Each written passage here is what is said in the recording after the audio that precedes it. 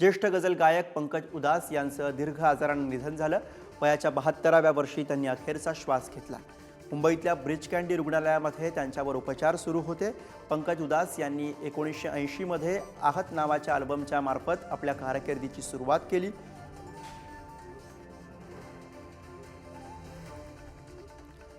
17 मे 1951 चा पंकज उधास यांचा गुजरातच्या जेतपूरमधला जन्म। उधास यांच्या कारकिर्दीवरती आपण एक नजर टाकतोय।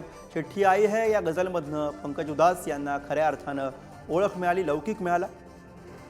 लता दीदींचं ए मेरे वतन के लोगो हे गाणं त्यांनी गायलं। लता दीदींकडनं पंकज उधास यांचं कौतुक झालं। संगीत अकादमीमधनं त्यांनी मग यानंतर संगीताचे धडे गिरवले। कामना सिनेमामध्ये त्यांना गाण्याची पहिली संधी मिळाली। नाम सिनेमामधील चिठ्ठी आई है ही गझल प्रचंड लोकप्रिय झाली।